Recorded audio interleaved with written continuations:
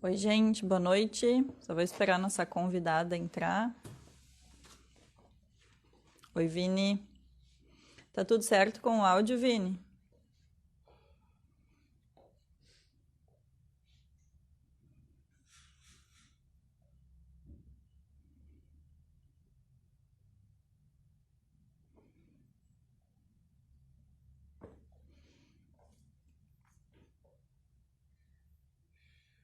Beleza. Tô só esperando a Rose entrar aqui para chamar ela já. Daí a gente começa. Ai, agora ela entrou.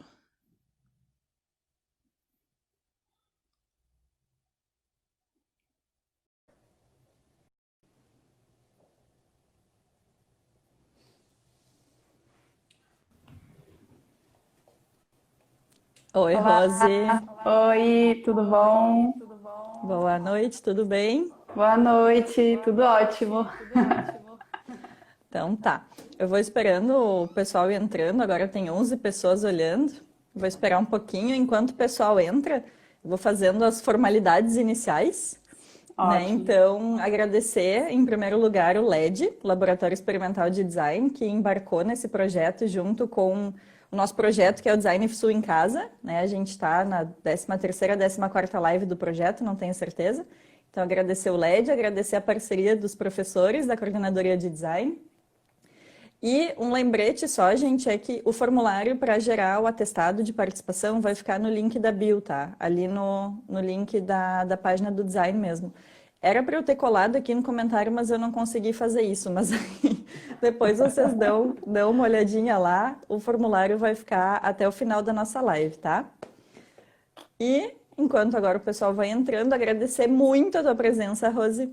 Muito, muito É, obrigada por ter eu que agradeço o aceito o nosso convite. convite para compartilhar todo o teu conhecimento e a gente falar desse tema tão importante, né, que é design inclusivo, que é o tema da nossa live de hoje.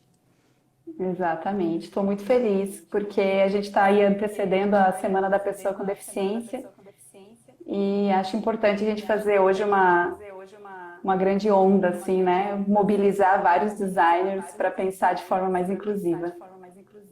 Perfeito. Inclusive, depois no final tu fala mais sobre a semana, convida o pessoal, fala como é que vai ser. Mas Sim. agora a gente vai começar com os nossos tópicos. Inclusive, tá uma noite congelante aqui em Pelotas, que tu não tem ideia, assim, ó. Eu te vejo de manga Não curta tenho de tarde mesmo, quando a ó. gente fez o teste. É, não, assim, ó, sinceramente, quando a gente fez o teste de tarde, já tava de manga curta, eu tava aqui já com frio. Agora tá muito frio, a previsão é neve essa madrugada. Então, assim, ó, Pois é. é. Desculpa. Gente, enquanto o pessoal vai entrando, eu vou fazer uma apresentação da Rose, tá? Que ela tem um currículo invejável. A Rose Oh, é formada. Ah, é, sim. oh, meu A Deus. Rose é formada na UFSM em desenho industrial, que é o mesmo curso que eu. A Rose foi da turma depois da minha, então é minha caloura, minha bicho. Sim, tá minha veterana. Então eu vou dar uma lidinha aqui, uma cola, porque tem muita coisa, né? A Rose é bacharel em desenho industrial com habilitação em projeto de produto pela UFSM. Ela é mestre em design com ênfase em materiais e processos pela URGS e doutora em design com ênfase em gestão de design e tecnologia pela UFSC, pela Federal de Santa Catarina. E Hoje a Rose é professora da graduação em design no Núcleo de Design e Comunicação do campus do Agreste, na Universidade Federal de Pernambuco. Então isso explica este calor que Rose está passando. E lá na graduação em design no campus do Agreste, a Rose ela é vice-coordenadora do Laboratório de Design Inclusivo, que é a LabDin. Inclusive, eu tinha colocado ali o @LabDin na descrição da live, né, para o pessoal seguir também, porque é muito legal esse laboratório. Ela é professora integrante do grupo de pesquisa Design Inclusivo, Teoria e Prática na Interação Usuário-Produto vinculado ao CNPq. Também membro da Rede de Pesquisa e Desenvolvimento em Tecnologia Assistiva desde 2015, auxiliando no desenvolvimento de ferramentas que auxiliem equipes multidisciplinares na consideração das capacidades e limitações dos usuários no desenvolvimento de tecnologias assistivas e ou produtos universais. Então, a gente está com uma pessoa que é Assim, ó, é a melhor pessoa para falar sobre design inclusivo. Vou fazer o meu melhor aqui. Ah, mas a ideia é bater um papo mesmo, uma coisa mais leve, mais descontraída. O pessoal vai mandando pergunta que o Vini já encaminha para a gente aqui e, à medida do possível, a gente responde. Vou aproveitar Legal. para avisar também que, caso o Instagram fechar, porque limita em 1 hora, né? Caso a gente ainda tenha assunto assim, eu vou reabrir. Então, fiquem ligados que o papo pode se estender além de 1 hora. Rose, então acho que a gente começa com uma pergunta muito básica, né, para quem está chegando e nos vendo agora, que é o que é design inclusivo? Nossa. Sim.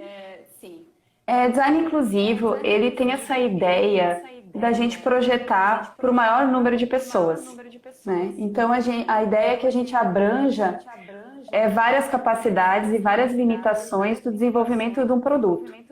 Então, a ideia não é que ele seja focado para desenvolver um produto para uma pessoa com deficiência, mas a gente projeta pensando na pessoa com deficiência, porque ela é a que vai, vamos dizer assim, vai ter mais limitações ou mais barreiras para fazer uso desse produto, né? Então, a gente acredita, né, que se você desenvolver para pessoas que têm mais limitações, esse produto vai ser utilizado por pessoas que não tenham todas essas limitações. Então, é esse princípio que tem o design inclusivo, né?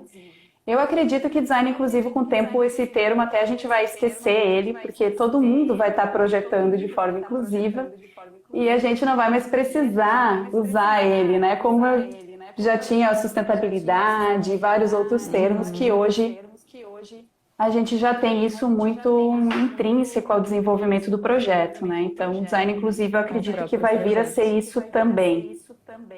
Tomara, tomara, né? A ideia é sempre, então, pensar, projetar, e o pessoal está falando que está dando um eco. Eita. Eu não estou escutando eco, gente. Para mim aqui Será tá que... tudo ok. Deixa eu tirar e colocar de novo.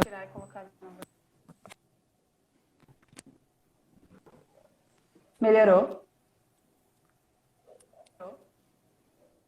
Pessoal, vamos continuar falando alguma coisa só para a gente fazer um teste aqui, ver o que acontece. Melhorou ou continua dando eco? Tá dando Alô? eco da Rose. É.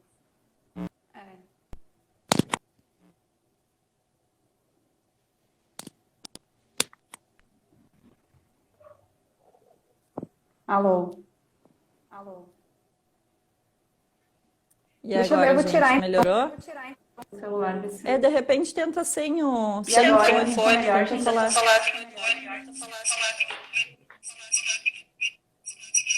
Agora eu tô ouvindo eco.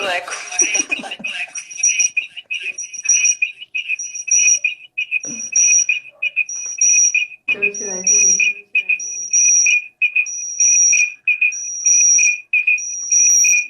Continua. Esse eco, gente.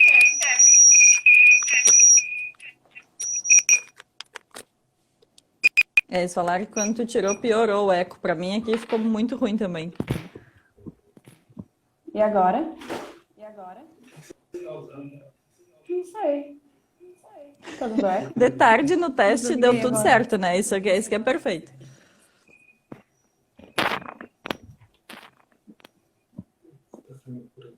Tá, vamos fazer o outro teste agora, então. Fica tu de fone, Rose. Agora, gente, como é que fica? Tá dando eco? Agora eu falando sem fone, como é que fica? Tá me ouvindo, Mari? Eu tô te ouvindo. Tá, eu também tô te ouvindo.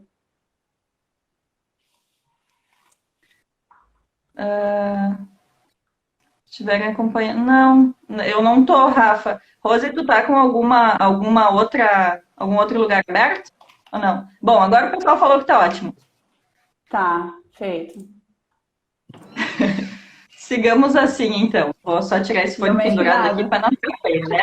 Não tá ornando esse fone pendurado. Muito bem. Então, gente, como a gente estava falando, a gente só estava definindo, na verdade, design inclusivo, né? Como a Rose falou, é projetar visando o maior número possível de usuários. Então, projetar para pessoas sem deficiência, para pessoas com deficiência e tentar abarcar o maior número, eu acho, né? A maior quantidade possível de diferentes deficiências também. Isso, até o pessoal lá de Cambridge, né, que é assim, que eu gosto muito do trabalho deles, não sei se você se você conhece, acompanha, eles têm um site que é sobre design inclusivo, né, específico, assim, e eles desenvolvem várias ferramentas também para ajudar, é bem voltado para a área de projeto de produto, inclusive, eu recomendo muito. E eles, Nossa.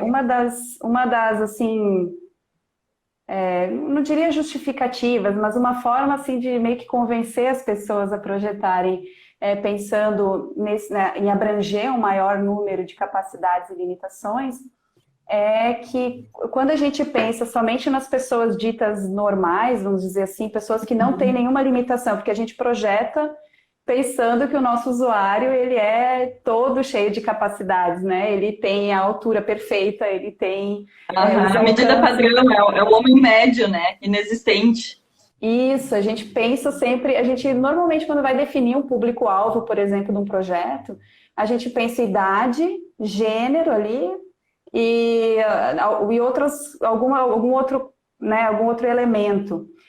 Mas, na verdade, a gente projeta dentro dessa idade, desse período de idade, dentro dessa história de gênero, a diversidade de pessoas que a gente tem, né?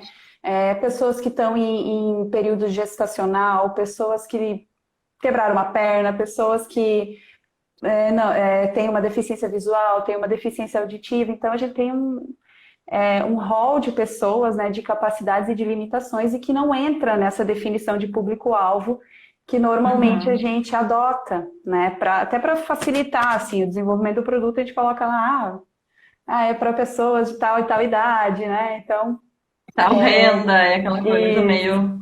e aí Cambridge ele tem até tipo uma ideia de uma pirâmide, né? Que quanto mais você atinge essa diversidade de usuários, na verdade você está aumentando o público do seu produto. Então, você não Uhum. está reduzindo a demanda, que sempre se fala, se eu projetar de forma inclusiva, eu vou estar atendendo um cadeirante, eu vou estar atendendo um grupinho muito específico de pessoas. E não, quando a gente está projetando de forma inclusiva, a gente está aumentando esse rol de pessoas que vão poder fazer uso do meu produto. Então, quando Abrindo o leque de usuários, né? Exatamente. Então, quando a gente vai, sei lá, vender a ideia para uma empresa, a gente tem que falar isso. Olha, mas o seu produto, ele vai. Mais pessoas vão conseguir fazer uso dele de forma mais Uhum. satisfatória. Então, vamos pensar nisso aqui também, vamos levar um pouquinho mais de tempo, aumentar esse período de pesquisa com o usuário, né? Da gente fazer mais essa etapa informacional que muitas vezes fica. Uhum. Vamos cortar, vai direto, né? Corrida, é. Essa etapa informacional ela é muito importante dentro de um projeto inclusivo, né? A gente fazer esse levantamento e saber que quanto mais coisas eu conseguir considerar dentro do meu projeto, mais pessoas vão poder fazer uso dele de forma satisfatória. Perfeito. Então, só para esclarecer bem, design inclusivo e design universal são a mesma coisa, né? Só muda o nome, Sim, mas o foco, o sim. fundamento é o mesmo.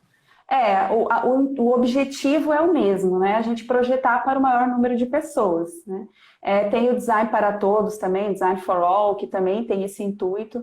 Esses termos, eles existem porque eles vêm de regiões diferentes né, do planeta, assim. Então, Uhum. design universal vem dos Estados Unidos, né? Design for all é mais da Europa, ali Espanha, Portugal utilizam muito, né, o Design for All, Design para Todos, e o design inclusivo que ele tem mais nasce no Reino Unido, né? Então por isso até que tem lá a Universidade de Cambridge que tem uma pesquisa forte nessa área. Perfeito. Então, esclarecido. E aí, como tu estava falando, Rose, de fazer os projetos específicos, né, para alguma deficiência, para alguma capacidade específica, aí a gente tem os projetos de tecnologia assistiva, né, que aí é outra Sim, coisa. é outra coisa, exatamente. A tecnologia assistiva, No Brasil, até a gente tem uma compreensão ainda mais ampla de tecnologia assistiva, tá? Tecnologia assistiva a gente entende como um produto, pode ser uma prática, né? Pode ser uma metodologia, qualquer coisa que você desenvolva para atender, né, uma limitação que a pessoa tem, né? Então a pessoa vai fazer o uso daquela tecnologia assistiva para realizar as suas atividades, né? Então, por exemplo, a cadeira de rodas auxilia a pessoa que não consegue andar a se locomover, né? Então, a tecnologia ela vem nesse sentido de assistir, né? De dar esse suporte à pessoa que tenha uma limitação, né? E no Brasil a gente tem o conceito também, o termo de ajudas técnicas, não sei se tu já ouviu falar. Não, Até não. até assim, Espanha, Portugal também utilizam esse termo. Acho que por isso até que a gente usa esse termo também de ajudas técnicas. Ou agora, assim, nos últimos anos, que o termo tecnologia assistiva está se difundindo mais, mas a gente tem o Comitê de Ajudas Técnicas aqui no Brasil, e aí ele entende essa parte também como uma disciplina, né? Então, além de ser somente um produto, né, uma prática, ele é também uma área, quase uma área do conhecimento, assim, né, que envolve Legal. várias coisas, né? Então o Brasil tem essa visão assim bem abrangente também. Acho que é isso. Mas, ótimo. Rose, eu tinha anotado aqui, não sei, a gente meio que já falou, mas um histórico sobre design inclusivo, né? Então, em que momento se percebeu, em que momento a área do design percebeu o quão importante era projetar não só para esse usuário padrão e normal, mas também abarcar, né, diferentes capacidades, diferentes estaturas, enfim, não sei se tu quer contar um pouco para a gente de como começou isso. Sim.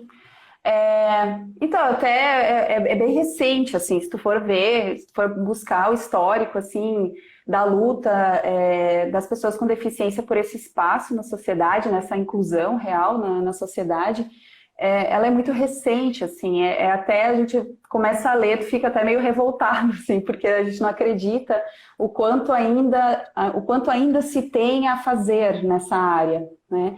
Então, assim, quem já teve disciplina de ergonomia, né, dessas disciplinas assim, meio que caminha junto, né? Porque o design inclusive ele bebe muito desses conceitos, né, dessas teorias também da ergonomia, porque considera o ser humano, né? Então você tem o Sim, ser humano perfeito.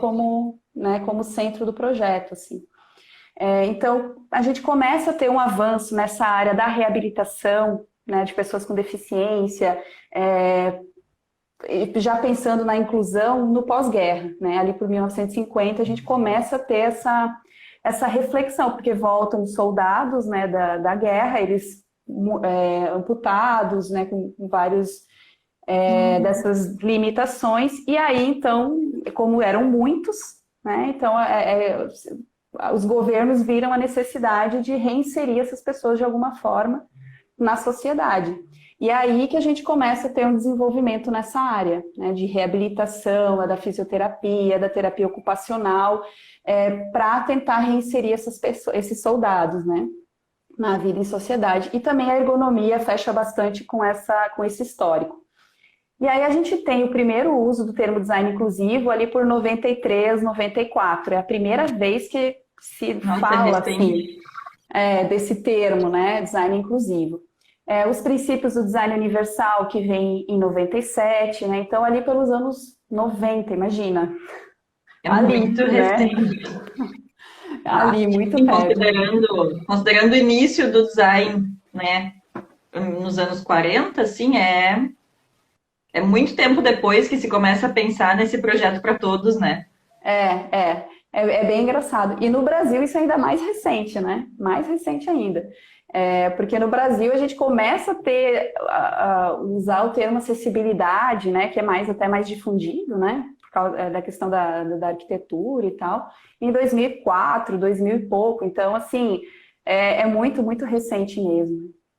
E o grande, assim, que eu quero destacar, um grande marco que a gente teve foi o censo de 2010, né, que foi o primeiro é a primeira vez que a gente tem dados que registram o número quantitativo de pessoas com deficiência no país, né? Então, o censo, ele foi, assim, meio que um tapa na cara, assim, do tipo, olha, a gente tem muitas pessoas com deficiência, não é mais algo a ser ignorado, né? A gente tem que começar a fazer alguma coisa, né? E aí, em 2015, que a gente tem a primeira lei, assim, de inclusão, né, da pessoa com deficiência, que é a Lei Brasileira de Inclusão, ou o Estatuto da Pessoa com Deficiência, que entrou em vigor, imagina, em 2015. E aí, dentro dessa... 5 anos. Oi? Há 5 anos, né? Sim, é muito, muito recente. E aí, dentro dessa lei, a gente tem o termo design universal. Né? A lei já aborda, né, falando que os produtos, os espaços, né, principalmente públicos, eles precisam considerar os princípios do design universal no projeto. Então, é um grande marco para a gente, né, essa lei. Incrível. Rose, eu vou trazer esses dados que tu falou, né, do censo de 2010, eu acabei pesquisando porque eu achei importante compartilhar. Então, Sim. assim, ó, pelo censo, 24% da população brasileira, o que dá 46 milhões de brasileiros, não é pouca gente.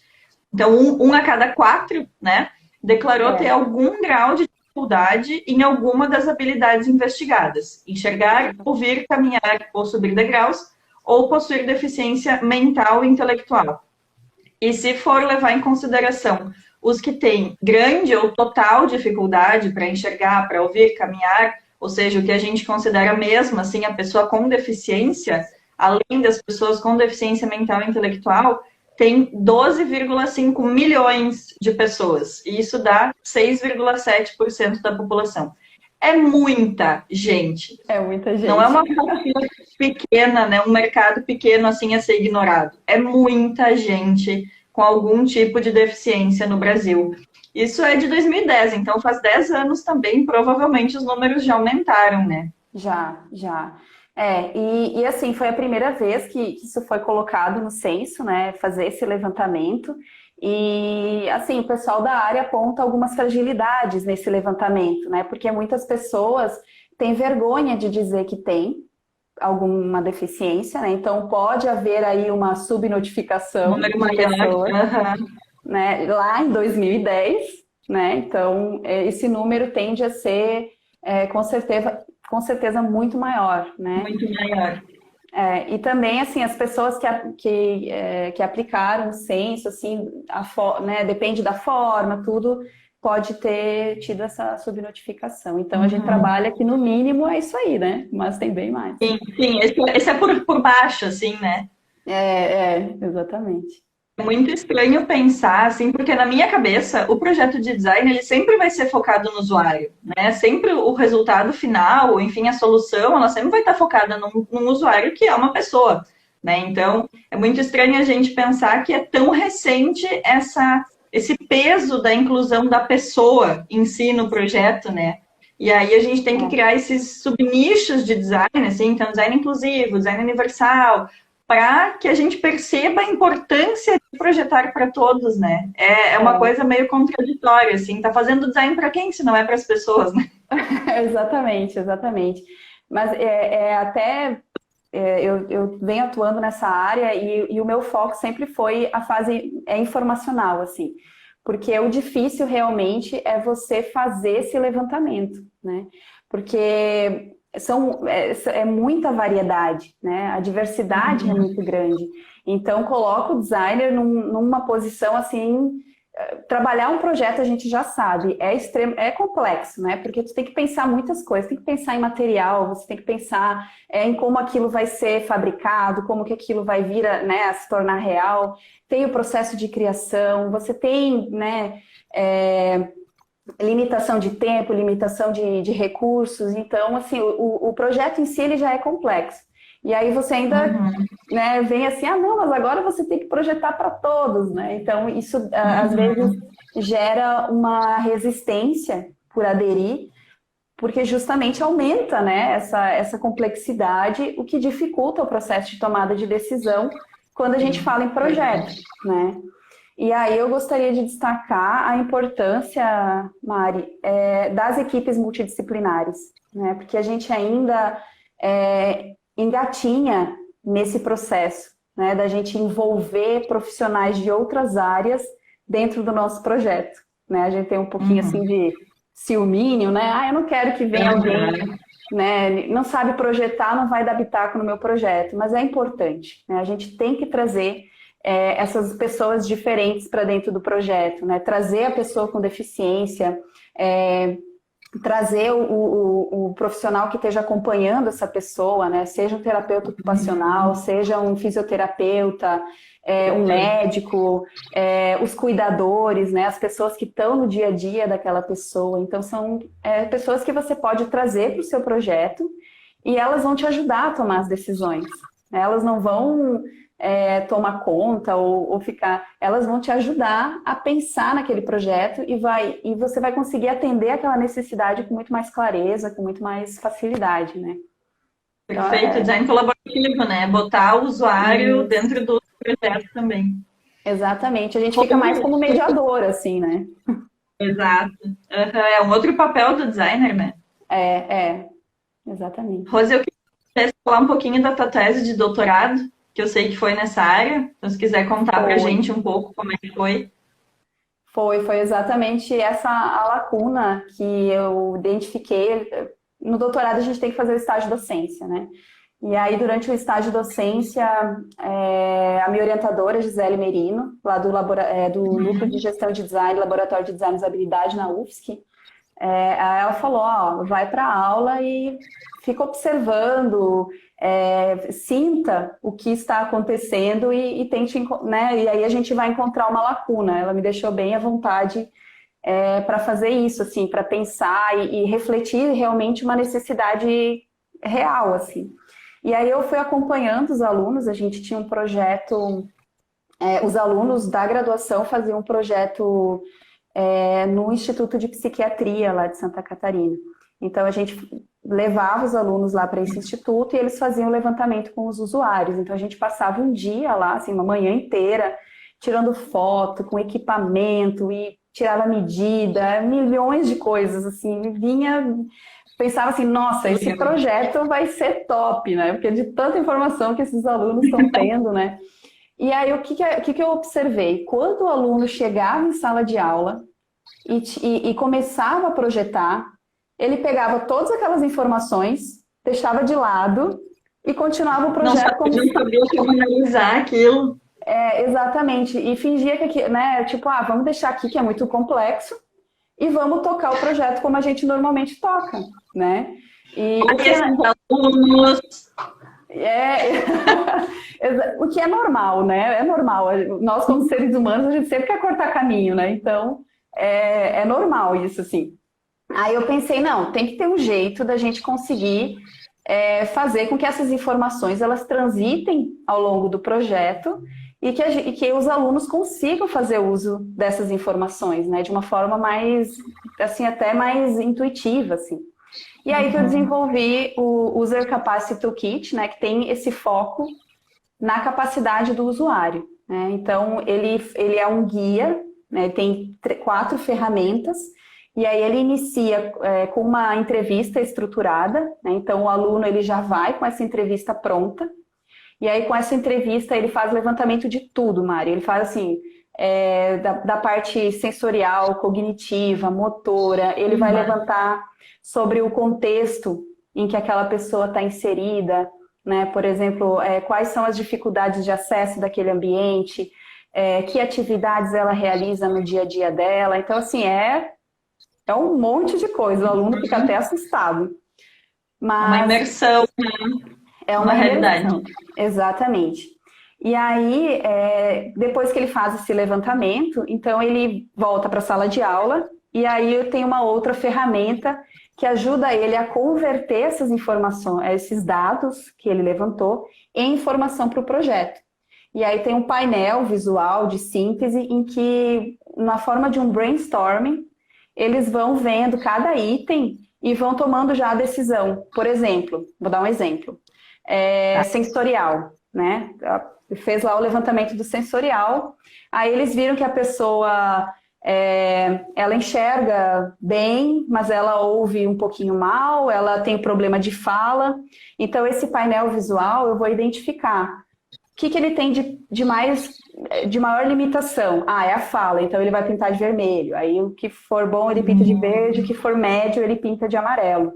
E aí quando o aluno visualiza isso, ele já começa a tomar decisão e começa já a fazer observações. Por exemplo, se o meu usuário ele tem um problema de fala, mas ele enxerga bem, então o que eu vou privilegiar no meu projeto? Vou privilegiar informações visuais, vou privilegiar... vou trabalhar com a capacidade dele e não com o que ele tem de limitação, entende? Perfeito. E aí o toolkit é isso, assim, ele acompanha o projeto e ajuda o aluno a considerar aquelas informações que ele pegou e utilizar no projeto, né? A gente está aplicando... Converter em algum dado mais palpável, assim, para conseguir aplicar. Isso, exatamente. A gente vem melhorando ele, né? Porque eu desenvolvi ali na tese, né? Sabe que foi o primeiro bebê, né? Então agora ele está crescendo, ele está aprendendo coisas novas. E aí a gente está desenvolvendo ele. O intuito é que no futuro, espero que bem próximo, ele vire um aplicativo, né? Então, sensacional.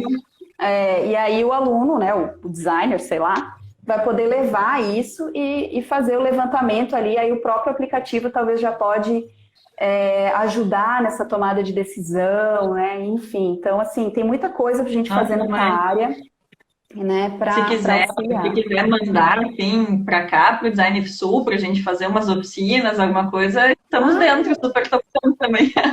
Sim, muito legal, é verdade. Vamos fazer mesmo. Massa. Rose, e aí tu tinha falado lá no começo dos princípios de design universal, né? Princípios de design inclusivo que foram criados em 97.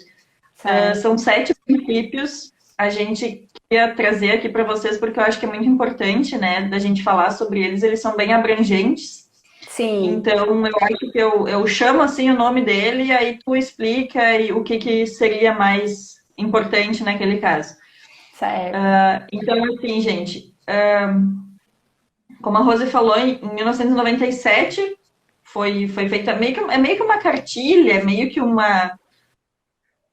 São recomendações, né? São recomendações que foram feitas. Foi um grupo de designers, engenheiros, arquitetos que se reuniram para definir essas recomendações, né? Então, até por isso que elas são bem abrangentes, né? Então, até para ele se encaixar em vários tipos de projeto, né? Então, são abrangentes por causa disso também. Mas eles têm o intuito de... eu gostaria de destacar, Mari, que eles têm o intuito tanto de avaliar um produto que já existe, né? Guiar um processo de desenvolvimento de um produto novo, e ele também serve para educar, né? Então, ele serve para educar tanto o designer, que vai desenvolver um produto, como também a pessoa que vai consumir um produto. Então, por exemplo, se eu vou comprar um produto no mercado, eu levar esses requisitos, esses princípios em consideração, porque daí se eu comprar cada vez produtos mais inclusivos, que atendem essas demandas, eu vou gerar uma demanda também desse tipo de produto, né? Então, é também uma forma de educar o consumidor. Sim, é a nossa responsabilidade escolhendo e fazendo com que o mercado se adapte à nossa demanda, né, de produtos mais inclusivos, enfim. Isso. Então, o primeiro princípio é uso equitativo. Uso equitativo é fornecer os mesmos meios de utilização para todos os usuários, né? Então, esse eu acho que é um princípio mais difícil, assim, de ser atingido, né? Porque você tem que fazer com que todas as pessoas consigam usar aquele produto da mesma forma, né? Atingindo os mesmos objetivos, né? Então, eu gosto de dar um exemplo que eu acho que fica fácil, por exemplo, o acessível e o equitativo, né? Então, o acessível é, por exemplo, eu tenho um vídeo e eu coloco a legenda nesse vídeo, né? Então, eu estou tornando esse vídeo acessível, né? Eu estou permitindo o acesso. Agora, se eu permito que, além dessa legenda que eu estou disponibilizando, eu permito também que o meu usuário ele personalize essa legenda, para necessidade, por exemplo, a pessoa de baixa visão pode aumentar o contraste, né? Uma pessoa entende? Então, se você permite que a pessoa também personalize aquilo ali, aí você está tornando aquilo equitativo. Você não está só deixando, não é só uma acessibilidade, é também todas as pessoas conseguem acessar com a mesma satisfação, né? Perfeito. Eu li uma frase sobre o uso equitativo que era também tornar o design atraente a todos os tipos de usuário, né? Então é isso que tu falou, é ter a mesma experiência, ter o mesmo uso, né? Isso, exatamente, é isso aí. O segundo princípio é uso flexível. O uso flexível, acho que o mais fácil, assim, da gente entender é, por exemplo, assim, que nem destros e canhotos. Então, você vai fazer um produto que ele, com a mesma forma, assim, né? Por exemplo, uma tesoura, ela possa ser utilizada tanto por uma pessoa destra como uma pessoa canhota. Eu não preciso fazer uma adaptação específica para ela fazer o uso daquele produto. Então, ela tem que a pessoa tem que conseguir adaptar aquele produto para a sua necessidade, né? É mais ou menos isso. Perfeito. O terceiro é uso simples e intuitivo. Aí basicamente eliminar complexidades, né? Tornar o produto o mais fácil de ser utilizado por qualquer pessoa, trabalhar com a intuição do usuário, né? O que ele faria naquela situação, utilizar das experiências prévias desse usuário, né? Para que ele, né, atenda às expectativas também. Atenda a uma gama de capacidades linguísticas de alfabetização, né? Então, por exemplo, uma pessoa que não é alfabetizada vai conseguir fazer uso do teu produto, né? Então,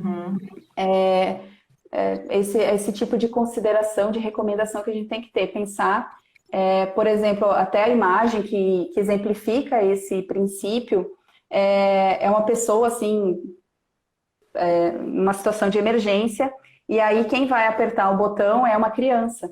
Então esse botão, né, às vezes é uma coisa que tem que abrir, tem que fazer, tem que vir com uma chave, tem que fazer isso e aquilo, e essa criança conseguiria fazer isso numa situação de estresse, né? Então você pensar em todas essas questões, né, de ser simples e intuitivo para a pessoa conseguir tomar ação também, né, fazer uso da forma mais rápida e fácil possível.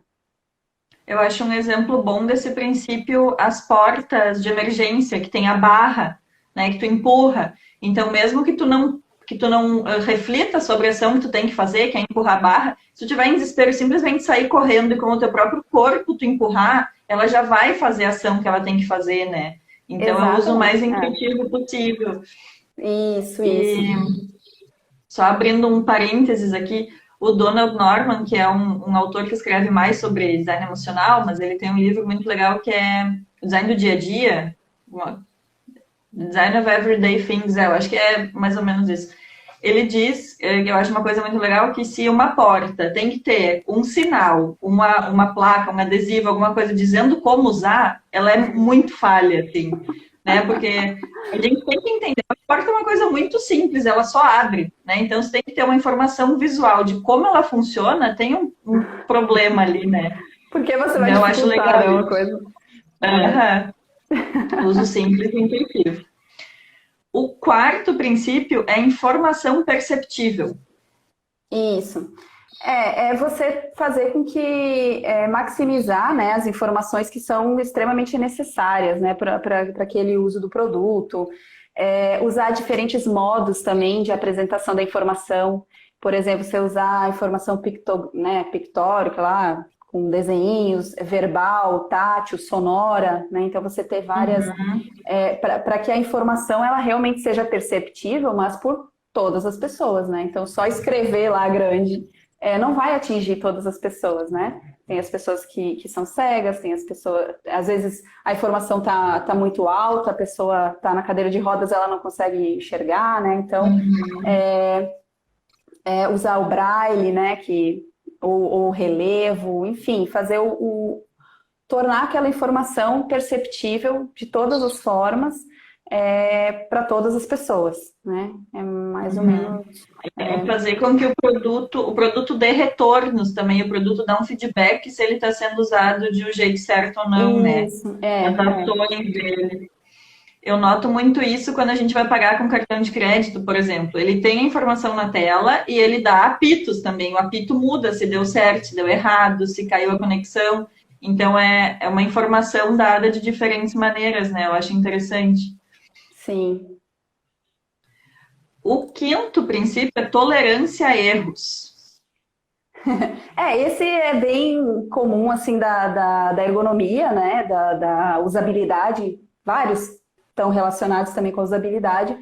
Mas a tolerância ao erro é você tentar impedir que a pessoa faça um uso falho do teu produto, né? E se ele fizer, que ele seja minimizado, né? Então, acho que um exemplo mais característico, sei lá, é remédio, né? A tampa de remédio, que tem aquele dispositivo que a criança não consegue abrir, né? Então, tem uma tolerância ao erro. Se a criança chegar a ter acesso àquele produto, ela não vai conseguir abrir, né? Então, ou porta de micro-ondas, né? Que às vezes a gente quer abrir, ela trava, né? Tem aquele período que quando está funcionando a porta fica travada. Então, são formas de fazer com que a gente impeça que o usuário cometa um erro e sofra um acidente Um erro sem pelo querer, mau né? uso. Isso. Eu tenho um exemplo nesse sentido também, que é a própria lixeira do computador, né?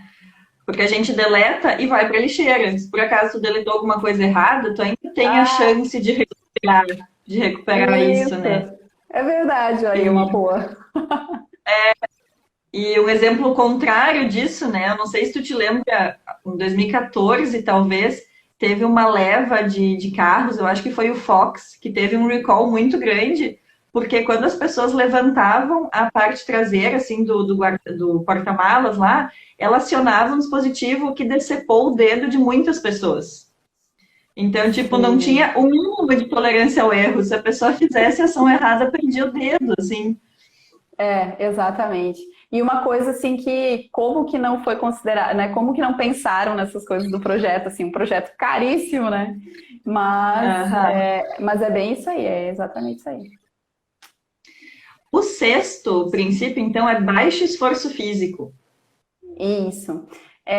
Bom, esse é você permitir que a pessoa consiga executar a ação daquele produto, por exemplo, um espremedor de frutas, né? Que a gente tem que apertar, né? Então, você conseguir reduzir a necessidade de esforço, né? A necessidade de força, ou de uma posição ruim para fazer aquela atividade, né? A gente teve um projeto, eu falei até do espremedor, descascador de legumes também. São produtos que a gente nem dá muita bola no nosso dia a dia, né? Porque a gente, assim, um descascador, sabe? Mas a gente fez um projeto com mulheres com artrite reumatoide e a gente perguntou assim, o que elas mais sentiam falta no dia a dia delas? Porque a artrite afeta, né, as articulações das mãos, As né, do articulações. corpo em Aham. geral, gera uma inflamação que dificulta muito a mobilidade. E aí elas falaram, olha, o que eu mais sinto falta é cozinhar. Não consigo utilizar quase nada da minha cozinha, não consigo abrir uma lata, não consigo descascar uma Ah, fruta, né? Então a pessoa, ela tem todas as outras capacidades do corpo, ela só não consegue usar ali a mobilidade fina, fazer força, e a pessoa fica incapacitada, né? Impossibilitada de fazer uma atividade que ela gosta, porque um produto impede ela de fazer isso, né? Então, aham. o baixo esforço físico é você permitir que a pessoa realize a atividade sem a necessidade de fazer um grande esforço, né? Eu faço muito em sala de aula, Mari, com os alunos, experimentação de produto, né? Então, põe lá, leva os produtos e faz eles experimentarem, né? Porque às vezes a gente está desenvolvendo produto e a gente não para experimentar o que a gente está desenvolvendo, né? Então, leva uns limão bem duro, leva umas coisas. Os alunos ficam loucos, assim. Lá na UFSC também, a Gisele tinha uma disciplina assim também. Ela amarrava o braço do aluno para trás, para ele forçar o aluno a fazer atividade com a mão esquerda, para eles sentirem essa necessidade da gente considerar isso no desenvolvimento do projeto, né? Sensacional. E eu achei muito legal isso que tu falou das mulheres, porque mais uma vez, é uma dificuldade, é uma necessidade que a gente não enxerga, né? A gente estando pleno das capacidades motoras, assim, a gente não percebe. Então, a importância de ter o usuário próximo, né? De ouvir o usuário, de observar ele em ação, fazendo alguma...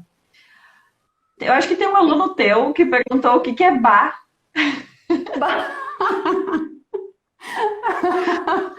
Fala bar, Rose. Bar, como é que a gente explica isso, né? É uma expressão, né? É uma expressão. O bar serve para tudo, né? Bar é Quando polivalente. Depende da entonação dele, Bruno. você É está tipo bar. impressionado, bar. É muito legal. Alguma coisa deu muito errado, vai ser tipo bar. Exatamente. Eu acho que ele é o Eita daqui. Eita, é Oxe, sei lá, não sei. Também eu não posso me colocar no lugar ainda, porque eu tô só há 1 ano e meio aqui também. Não posso falar nada, né? Muito bom. E aí, o último dos princípios do design universal é tamanho e espaço para aproximação e uso. Isso. Esse até, assim, o pessoal fala, esse é mais para arquitetura, não vamos nem considerar. Acontece isso às vezes. Eles falam, não, mas isso aqui é para arquitetura, né? Sim, ele até tem mais uso, vamos dizer assim, para arquitetura, porque você tem que oferecer uma linha clara de visão para a pessoa, né? Então, por exemplo, aquilo que eu falei, né? Uma informação que está muito, que a pessoa não consegue acessar, ou, por exemplo, tu faz um totem, sei lá, e aí tu tem que apertar um botão que a pessoa não alcança, né? Então, você pensar nesses alcances, né, nessa variação de tamanho de mão e punho, que é da ergonomia, né? E fornecer esse espaço para a pessoa, por exemplo, a pessoa com cadeira de rodas conseguir fazer uso daquele produto de igual forma, né? Até esses dias uma aluna me enviou, a Alane, ela me enviou, ela disse, professora, olha só esse produto aqui que é... Sabe esses negócios para álcool gel que tu aperta com o pé assim e sai o gel? E aí ela falou, isso, daí ela falou assim, como é que uma pessoa com deficiência, ela não consegue nem chegar no negócio para... Né, porque fica feito por uma pessoa que tem um pé e que ela consegue fazer aquele movimento, né? E que é alta, né? Para a mão ficar na altura certa. Isso, aí aquilo ali eles serve, né, para pessoa que serve para uma boa quantidade de pessoas, mas não está atendendo todo mundo, né? Uma pessoa com uma muleta fica difícil, uma pessoa com cadeira de rodas fica difícil, então me chamou a atenção dela ter despertado já esse olhar para essa necessidade, né? Então tem aplicação sim para produto nessa questão. Muito bom. Eu vi a hora agora, chegou a me dar um desespero, já é 12 para as 9. A gente tem bastante coisa para conversar. Eu vou puxar já, Rose, que tu estava falando da importância de fazer esse teste assim com os produtos, né? De levar e testar e amarrar uma mão para ver como é que seria. Eu acho que é muito legal essa questão no sentido de perceber a empatia, né? Também a gente desenvolver a empatia e se sensibilizar, assim, né? Tipo, tu tá forçosamente te colocando no lugar do outro, né? Tentando reproduzir uma deficiência, uma capacidade menor e exercitando isso de certa forma, né? E aí eu vi que vocês têm, no LabDin, vocês fazem algumas oficinas também de acessibilidade. Queria que tu contasse um pouco sobre isso.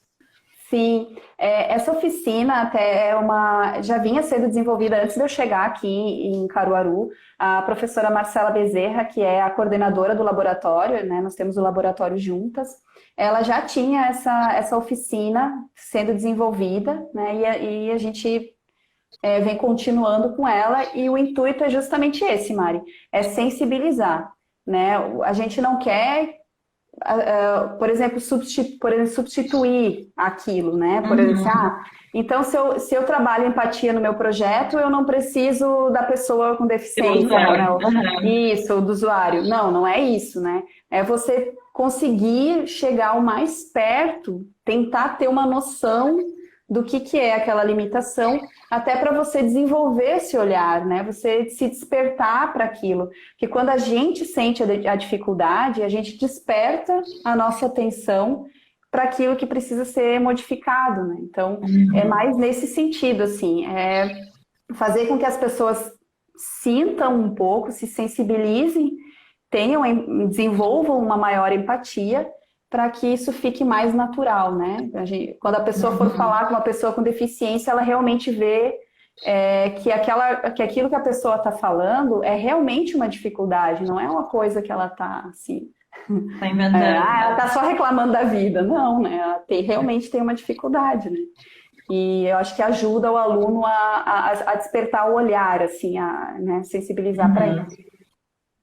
Eu queria compartilhar contigo uma oficina que a gente fez em 2018, se eu não me engano, quando eu dei metodologia de projeto para o bacharelado. Um dos projetos foi um livro inclusivo. Então, era um livro que também pudesse ser lido por crianças com baixa visão, por pessoas com baixa visão, mas ele era um livro infantil. E aí eu entrei em contato com uma escola daqui, que é a Escola Luiz Braille, que atende pessoas cegas e com baixa visão. Conversei com eles, a gente viu algumas questões específicas, fizemos análise de alguns livros que eles trouxeram.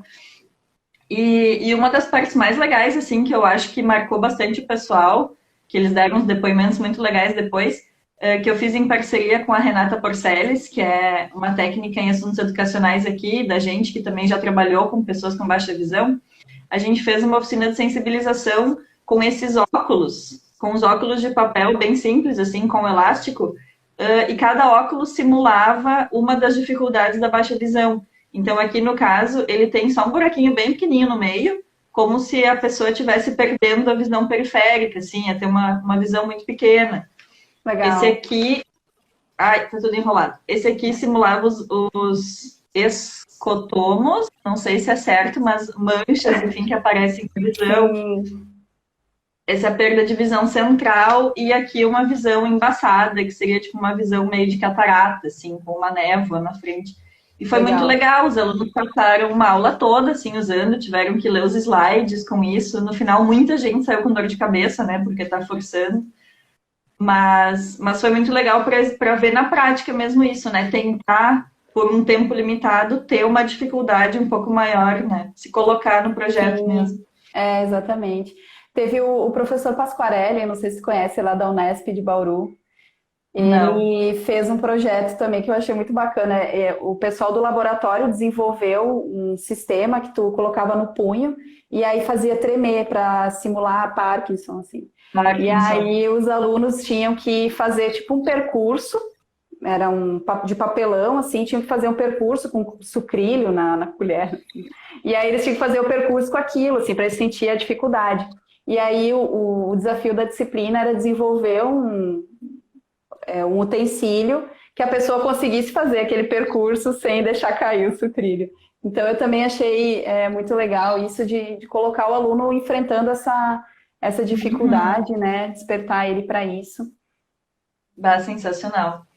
E aí é interessante pensar também que quando a gente fala em deficiência, a gente não está falando só de deficiências permanentes, né? A gente está falando de condições que podem dificultar ali a execução de atividades simples. Mas, por exemplo, uma mulher grávida, nos 8, 9 meses de gestação, ela não tem a mesma mobilidade, a mesma flexibilidade, a mesma rapidez de uma mulher que não esteja gestante, né? Sim. E eu até tinha anotado aqui para a gente conversar sobre deficiências temporárias, que é, por exemplo, em 2008, eu quebrei a mão direita. Eu não sei nem se tu te lembra que eu botei um gesso azul, que ficou super sensação. Era no terceiro ou quarto semestre da faculdade, eu acho, a gente com um monte de atividade prática para fazer. Eu quebrei a mão direita, que eu sou destra, tive que engessar quase até o ombro, e assim, minha vida mudou. Por causa disso, eu não conseguia amarrar um sapato, eu não conseguia fechar um sutiã, eu cortei o cabelo super curto, porque eu não conseguia pentear o cabelo. Então, são coisas que a gente começa a perceber, né? Nossa, eu não consigo escovar os dentes com a mão esquerda. Sabe? Coisas assim, e aí a gente começa a abrir... Pra mim foi o momento que eu abri o olho, assim, sobre deficiências mesmo. Tipo, nossa, tem gente que não tem um braço. E as pessoas se adaptam a isso, né? E não vai ser só por 3 meses, né? Vai ser... Exatamente. Pela vida inteira. E aí, como que ela vai trabalhar, como que ela vai estudar, como que ela vai, né? Então, sim, essa questão da deficiência temporária, né, que a gente fala, atinge todo mundo, né? Inclusive, ninguém está livre de, a qualquer momento da vida, vir a ser uma pessoa com deficiência ou com mobilidade reduzida, né? Que a gente coloca nesse rol das pessoas com mobilidade reduzida, os idosos, né? Ou pessoas acometidas por algo que reduz a sua mobilidade, né? Então, todos nós vamos chegar nesse ponto, devido ao envelhecimento, né? Então, todos nós vamos precisar disso em algum momento da nossa vida, né? Mesmo que a gente não venha sofrer nenhum acidente grave durante a nossa vida, ou sei lá, alguma coisa, mas num momento da vida a gente vai precisar, né? E a gente vai sentir essa exclusão, né? Então, a gente vê, assim, a dificuldade, às vezes, do idoso de sair de casa, né? Andar numa calçada, subir uma rampa, né? Às vezes, eu vou... Subir no ônibus. É muito comum, por exemplo, assim, a gente privilegiar o carro na hora de fazer a rampa, né? Então, eu vou fazer, eu preciso fazer uma rampa para o meu carro entrar. E aí, tu pega e faz uma rampinha ali, porque o carro sobe, né? Mas e as outras pessoas que também precisam acessar, né? Que precisam caminhar naquela tua calçada, né? Que precisam se movimentar ali, mobilidade urbana. Então, todas essas questões que não é só pensando assim, mas eu não vou precisar, né? Todo mundo vai precisar um dia. Né? Eu quebrei um tempo depois eu quebrei o pé também, eu não conseguia embarcar num ônibus, assim. Coisas que a gente faz sem pensar, uma coisa muito simples, tu não tem dificuldade nenhuma, né? Depois, aí se coloca uma condição temporária, mas que dificulta completamente, né? E a questão do esforço físico, Mari, meu Jesus, eu quebrei o pé também em 2015. Eu fiquei 2 meses só com ele imobilizado, assim, e aí eu usei uma muleta na primeira semana, eu só usei 7 dias. E as minhas mãos, assim, ó, eu não conseguia nem segurar um lápis, porque doía tanto de eu tentar caminhar com aquele negócio, imagina, todo esse peso em cima da muleta. E, assim, não, sabe, é uma coisa assim que tu pensa, como que ninguém projetou ainda uma muleta melhor, sabe? Ou como que até a gente tem projetos de muletas melhores, mas o que você encontra no mercado para comprar continuam sendo aquelas mesmas velhas muletas. Horrível, dura. Exatamente. A Gabriela, que está assistindo, comentou que é absurdo quanto a gente necessita de coordenação fina para tarefas diárias. Ela teve um quadro de neuropatia no passado e a mão dela ficou inútil, ela não conseguia nem colocar a chave na fechadura. Sim, é verdade, é verdade. A gente eu tento trabalhar bastante isso também, da gente tentar transferir um pouco desse movimento de pinça, né, transferir para a palma, porque daí você já aumenta, uma grande quantidade de pessoas já consegue fazer uso, você só fazendo essa mudança, né? Então, a pessoa poder usar na pinça, mas ela também conseguir usar com a força da palma, do braço inteiro, né? Então, fazer esse exercício, porque justamente é isso aí. Perfeito. Daqui a pouco a live vai fechar, tá? Eu tô só contando o tempo aqui.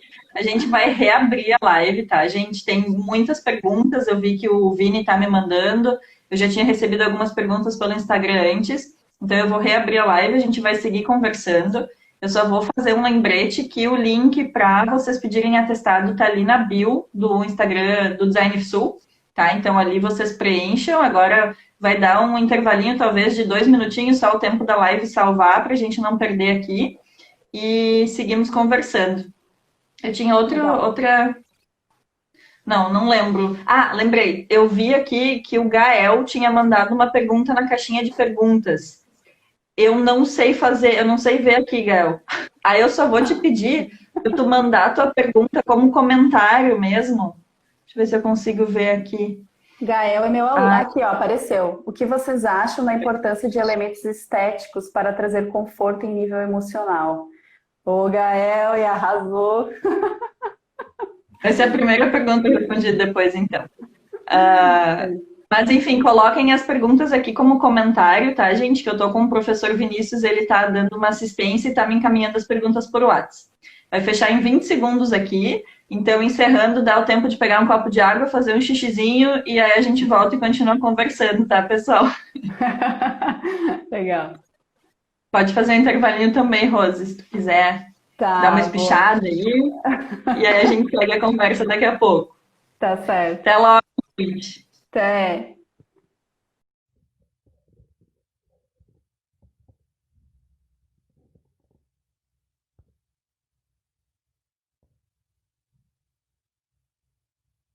Parece que tá sem foco agora.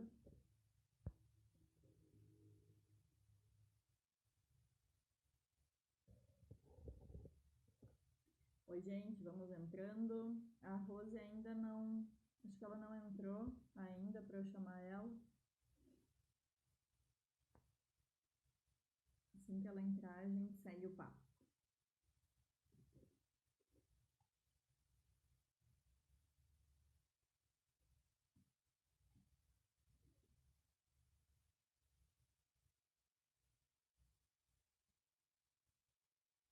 O meu áudio fica bem baixo enquanto a outra pessoa não entra. Eu não sei por quê.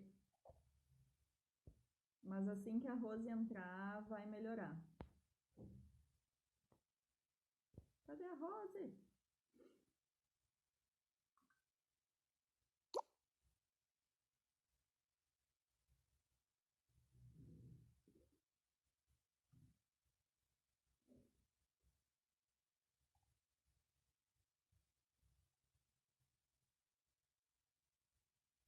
Aí tá, Rose. Vamos lá. Ih, perdi ela aqui. Cadê a Rose?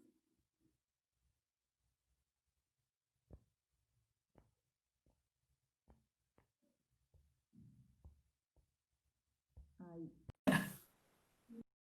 Ai, coisa boa ver vocês todos aqui, gente. Tô muito feliz. Ei! Ai, deu de novo. O eco. O que que a gente... Ai, socorro. Alô? Oi, deixa eu ver.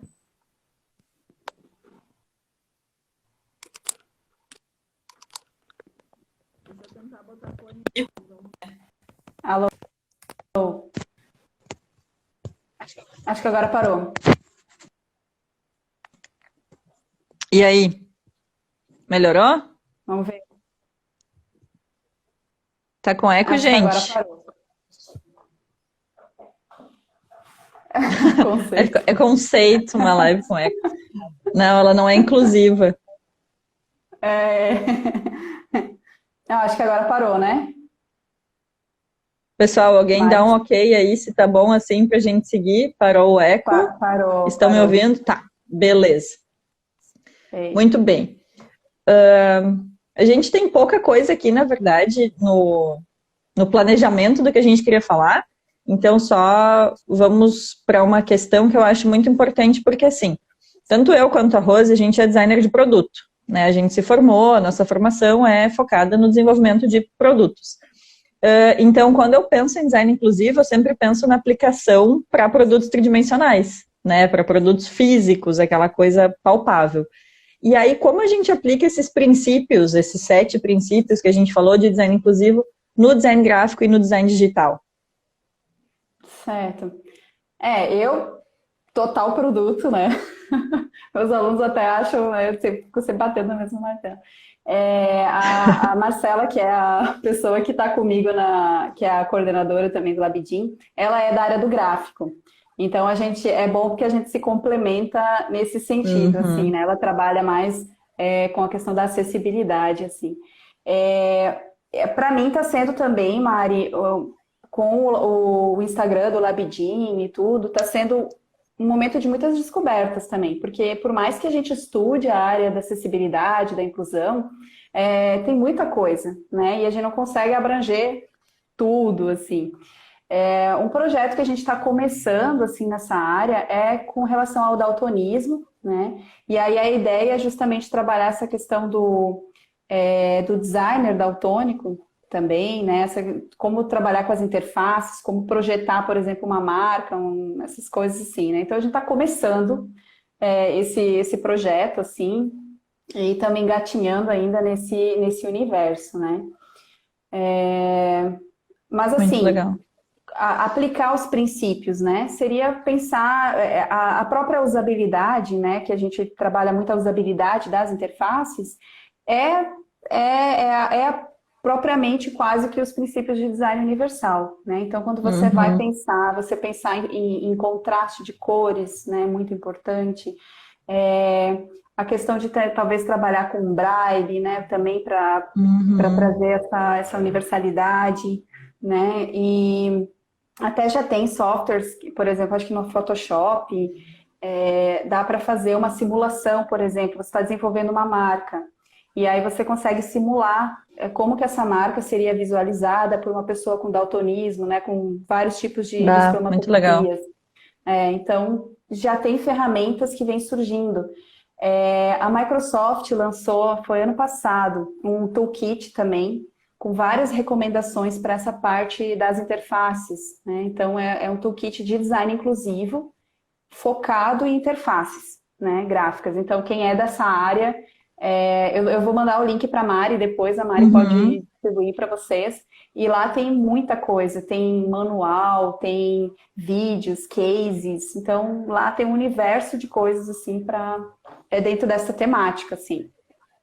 Muito bom. O Mas professor Rafael Arnone comentou que na área de wayfinding e sinalização é fundamental, assim, que seja inclusivo e é uma área, é um híbrido, né? Tá no meio ali entre produto e gráfico, assim. Então, acho muito legal. é, é, E sabe que até ontem eu estava conversando com um amigo meu que até estava assistindo a live, que é disléxico. E ele me contou da dificuldade que ele tem de ler quando a gente tenta escrever com gênero neutro, né? Muita gente escreve com X ou com arroba. A dificuldade que ele sim, tem de ler quando as palavras estão com esses elementos, assim, né?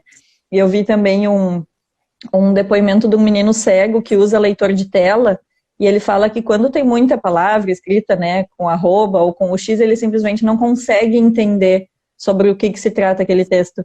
Então é muito sim. complexo. Às vezes a gente tenta na escrita incluir, né, incluir as pessoas que não se identificam com nenhum gênero, enfim, e acabam dificultando, excluindo para que outras pessoas não consigam entender, né? Exatamente. Isso aí é uma coisa que eu me inscrevi assim também, com X e com arrobas e com coisas. E Uhum, aí eu vi também um relato assim da pessoa pedindo, ai, por favor, não façam isso. Aí agora eu sempre escrevo queridos e queridas, alunos e aham, alunos, né? Ou é, porque senão, para você tentar, né? Se tiver alguém ali utilizando, também não agora excluir, né? isso. Também tem vindo muito recurso, Mari, por exemplo, da gente conseguir tornar acessível os stories, né? Porque Uhum, quando faz uma postagem no feed, por exemplo, você consegue descrever a imagem, né? E no story muitas vezes fica uhum, tem essa opção, né? Então, quem tiver interesse na internet, lá no YouTube, tem vários videozinhos explicando como fazer isso nos stories também, né? Então, assim, é legal. buscar alternativas e pedir, né? Por exemplo, vamos pedir para o Instagram para botar um recurso ali que Uhum, facilite, que a gente não precise baixar outro aplicativo para fazer isso para a gente, né? Então, é meio que pressionar, assim, os aplicativos, né? Esses sites para que eles né?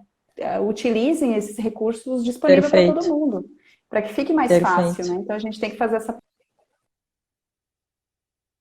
Opa, Rose congelou.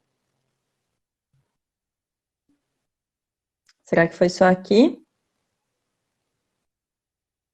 Voltou. Voltou. Aquele frio, né? Rose, antes da gente passar para. Ih, agora eu tô ouvindo eco. O meu Ah, eco. aqui não tá com eco. Gente, o que é Mas esse eco, que hein? coisa. É, não, primeiro foi em ti, depois foi em mim, depois foi no pessoal. Escutam assim, gente? Pra mim não tá dando eco. Pra mim tá péssimo aqui.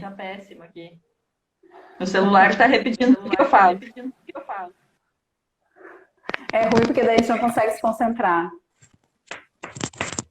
De novo. Ah, E agora? Agora para mim parou. Não, não parou nada.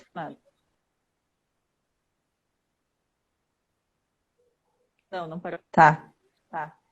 Vocês estão escutando o eco comigo de fone? Para mim não tá. Continua eco. Reduz o Tentar volume. reduzir o volume. Reduzir.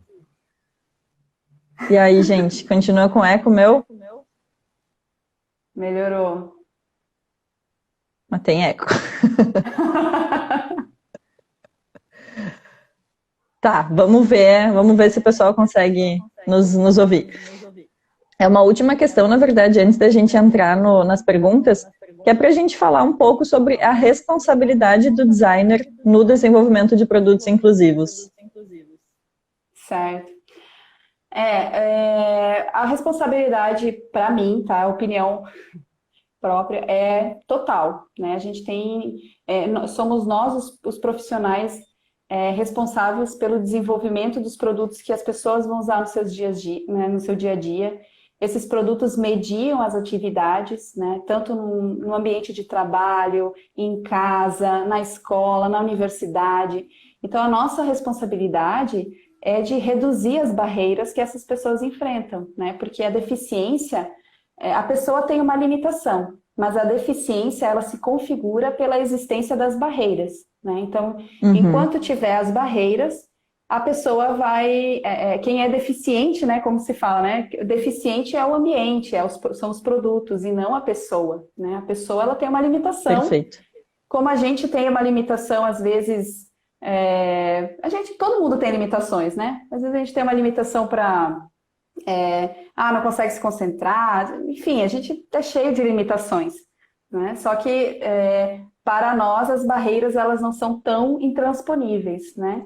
Então a gente tem que, a nossa responsabilidade é essa, é trabalhar para reduzir as barreiras e fazer com que a pessoa ela consiga executar as atividades, né, da melhor forma e de igual forma, com igual oportunidade a todas as outras pessoas, né? Perfeito. Foi nesse sentido até que a gente tinha colocado aquela provocação, né, do design inclusivo e eu com isso. Tudo com isso, né, nossa responsabilidade, a gente como fazedor de produtos, e produtos no sentido bem amplo, né, software, aplicativo, cartazes, enfim. A gente tem a responsabilidade de que aquilo chegue e seja usado pela maior quantidade de pessoas, de usuários, né? Sim, a gente tem imaginar que a gente pode impedir uma pessoa de fazer uma atividade por um erro do nosso projeto, eu acho que é forte, assim, a gente pensar que uma pessoa não está tendo acesso a um trabalho, a um salário por erro do nosso projeto, sabe? Então, acho que isso é forte, né? A gente tem que se colocar nesse lugar de responsável mesmo. Perfeito. A Rose me indicou vários livros, leituras, tá, gente? Depois eu coloco lá na legenda da live ou como comentário, então eu vou repassar isso tudo para vocês. E aí, antes da gente abrir para as perguntas ainda, eu queria que tu falasse da Semana da Pessoa com Deficiência, que está sendo organizado pelo LabDIN, que é o Laboratório de Design Inclusivo lá da Federal de Pernambuco. Então, fique à vontade, fala com o pessoal, convida o pessoal daqui do IFE. Essa foi uma ideia, porque assim, todo ano a gente faz a Semana da Pessoa com Deficiência na universidade, e é também um momento que a gente aplica as oficinas de acessibilidade, né, faz as palestras.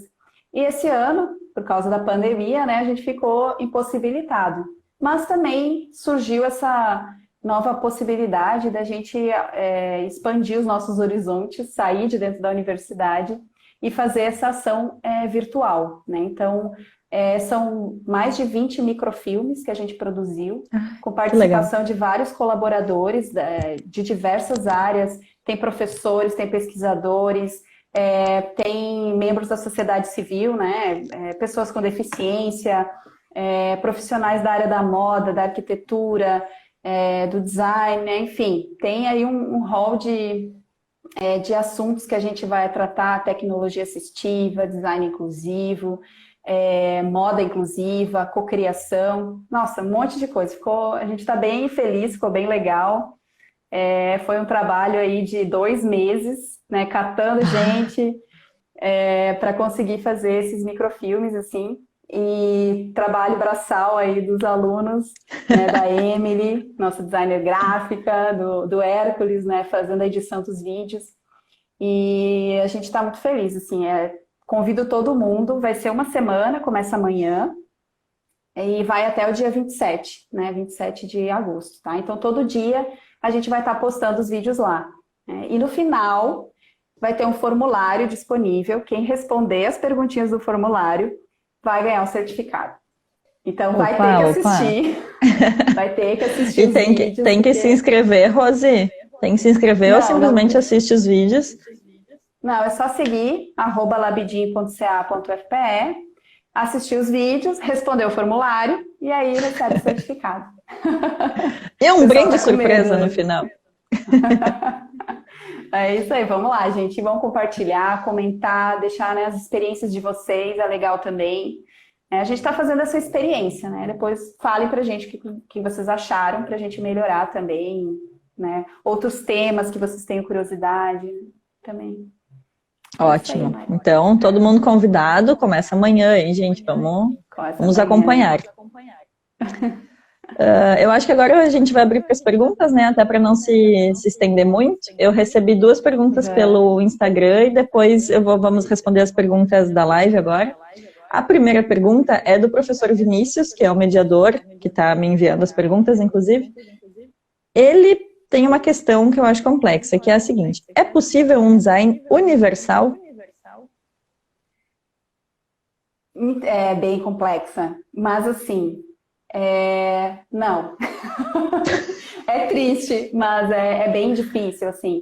Até os próprios autores que fizeram os princípios do design universal, os que trabalham com design inclusivo, eles têm o entendimento de que é muito difícil você fazer um design que vai realmente ser utilizado por todas as pessoas e toda a diversidade, né? Então, o nosso objetivo é atingir o máximo, né? E não todos, né?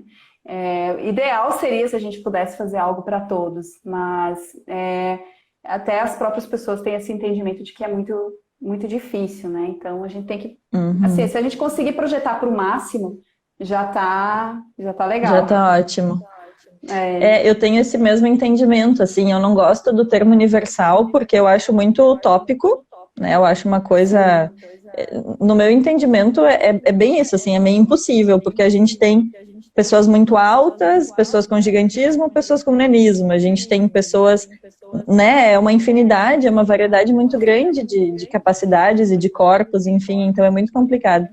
E eu acho engraçado a gente, no planeta Terra, usar o universal também, porque a gente não é o universo todo, né?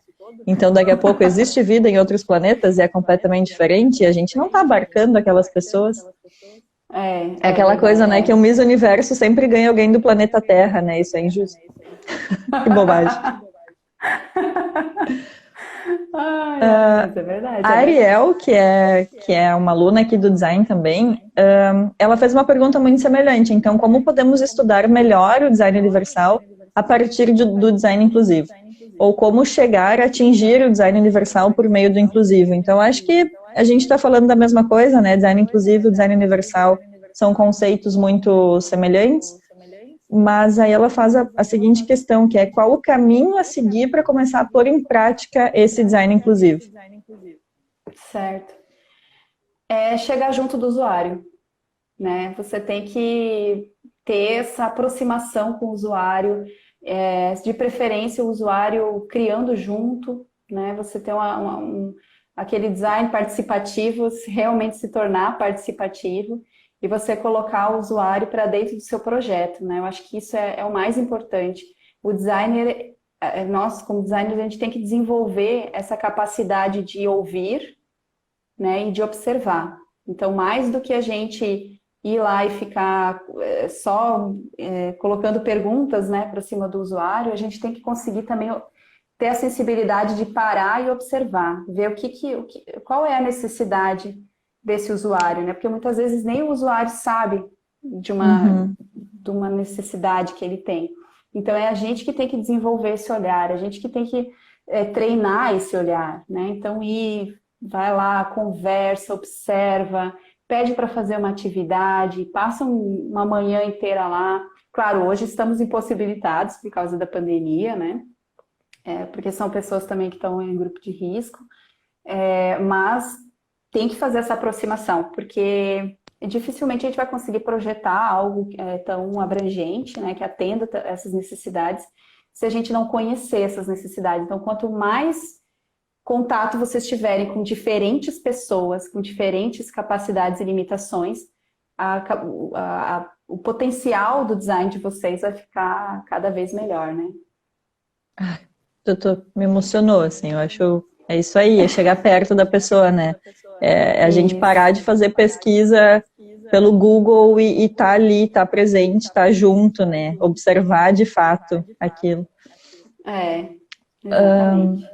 O Bruno, que também é aluno do bacharelado em design, mandou uma pergunta que eu não sei se o Vini me mandou meio confusa, mas eu vou tentar organizar. Como conversar com empresas para fazerem produtos que funcionem para todos, se a criação de produtos específicos é um mercado que gera bastante dinheiro? Difícil, né? Tá.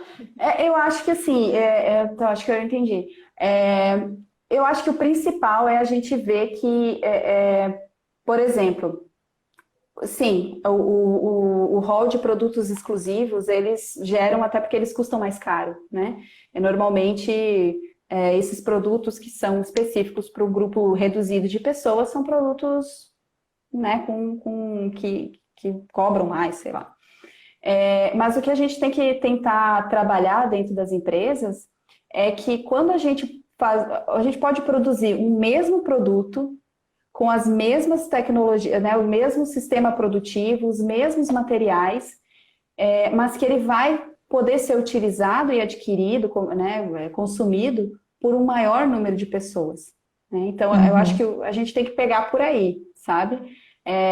Colocar assim, olha, eu vou perder um tempinho a mais para projetar, mas eu vou conseguir atingir, ao invés de, sei lá, 30% da população, eu vou poder atingir 50%, 60%, porque ele também vai poder ser utilizado por pessoas canhotas,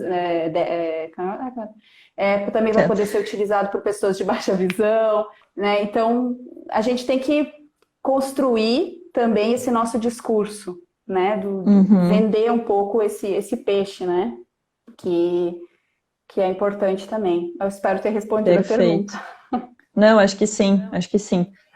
Tem uma pergunta aqui da Dainá, que também é daqui do bacharelado em design, que vai por esse mesmo caminho, assim, ela diz: as empresas que ofertam totem de álcool em gel têm 2 modelos na maioria, um com sensor e outro com pedal, até a gente falou disso, né, que o com pedal não pode ser acionado por uma pessoa em cadeira de rodas. Aí ela pediu para a gente comentar sobre como o design poderia solucionar isso, visto que o dobro do valor é decorrente do equipamento do sensor, né, dessa parte mais tecnológica que está colocada ali para ele ser acionado. Certo. Assim, a gente entende, né, que é um momento de pandemia e que as soluções, elas tiveram que ser feitas, assim, tudo muito rápido, né, tudo correndo, assim, às pressas. Então, assim, o certo seria pegar esse produto agora e testar, né, colocar para testar. Então, assim, desenvolve, põe para testar e vê o que funciona, o que não funciona e vai fazendo as adaptações necessárias.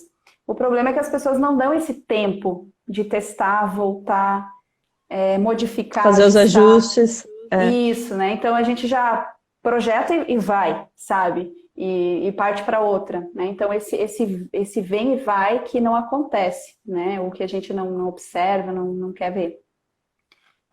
Acho que o que ela perguntou no fim dos contos? Não, que é mais caro, né? Por causa do sensor, ele acaba sendo mais caro. Então as pessoas acabam preferindo com pedal, que ele não é acessível para todos, né?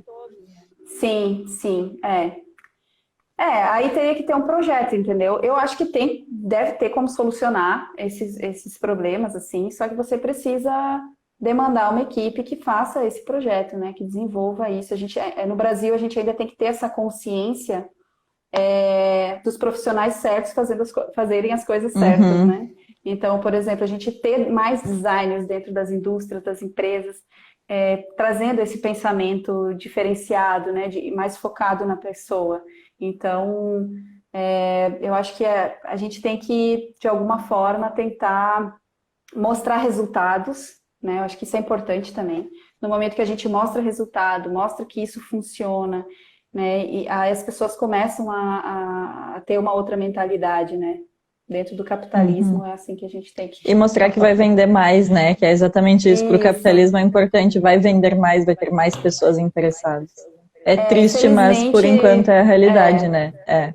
Infelizmente, a gente chegar e simplesmente dizer, mas pensa nas pessoas que precisam, né? Então, a gente tem que mostrar. Não vai comover.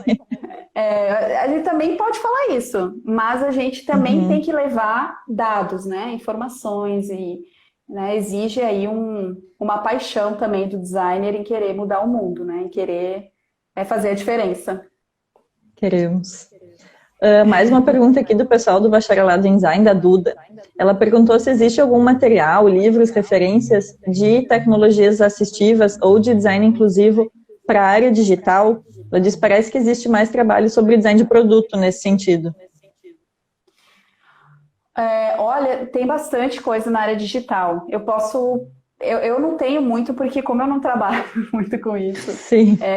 Mas eu sei que tem. Eu tenho alguns que eu vou mandar já para a Mário, eu já separei ali, que nem eu falei da Microsoft, que lançou ano passado. Eu acho que esse é fundamental e é bem focado para a área digital, de aplicativos e de interfaces e coisas assim. Da área de tecnologia assistiva, tem bastante coisa. Assim, tecnologia assistiva trabalha várias partes, né? Você tem tanto produtos digitais, né? Interfaces digitais, como também os produtos físicos, né? Então, na área de tecnologia assistiva no Brasil, ainda tem poucas publicações, tá? Eu tenho um link que eu vou mandar para vocês, que tem 4 e-books que falam sobre tecnologia assistiva na área de engenharia, arquitetura, e tem tudo lá dentro. Tem produto, tem gráfico, tem moda, tem tudo que vocês podem imaginar lá dentro. Perfeito. Que foi resultado, foi um compilado de artigos do 2º Congresso Brasileiro de Tecnologia Assistiva, que aconteceu em Bauru. Eu ia te perguntar se tinha algum congresso na área, legal. Tem esse congresso, ele é novo, esse ano seria a 3ª edição dele, foi adiado para o ano que vem. Inclusive, acho que está com submissão aberta, né, o CBTA. Então, ele é um evento que é exclusivo para debater esses assuntos, né? Acho que é um dos únicos que tem no país. Na nossa área, o único, né? Então, aí sempre sai esse compilado de artigos e lá dentro você pode encontrar, buscar, por exemplo, laboratórios que estão trabalhando com algo específico que você precisa, né, centros de pesquisa que estão fazendo isso. Então, a gente começar a fazer essas trocas, né, conhecer quem está trabalhando com isso, vai lá e pergunta direto para a pessoa, né, pesquisadores que sempre quer trocar figurinhas. Sim, fazer essa rede, né, fazer esses contatos. Vocês podem mandar e-mail lá para as pessoas, que eu tenho certeza que elas vão responder, assim, todo mundo quer trocar então é Congresso Brasileiro de Tecnologia Assistiva. Isso, exatamente, CBTA. Perfeito. Mais uma pergunta. Inclusive. Opa! Vai ser em Caxias do Sul. Ah, legal, bem pertinho. Para ti, bem longe, mas aí a gente pode se ver.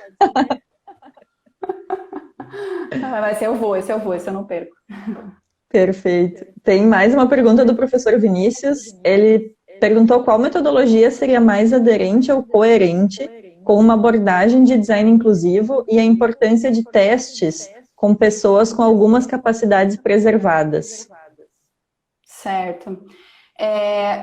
Tem uma metodologia que eu gosto de, assim, que é mais específica para design inclusivo, né? Que tem a metodologia de Cambridge, que eles trabalham, acho que são 3 etapas, não vou lembrar assim de cabeça, mas aí ele tem já as fases em que você faz esse levantamento com o usuário, você testa com o usuário, faz mapa de stakeholder com o usuário, sabe? Tem todas essas etapas, assim, que eu recomendo muito.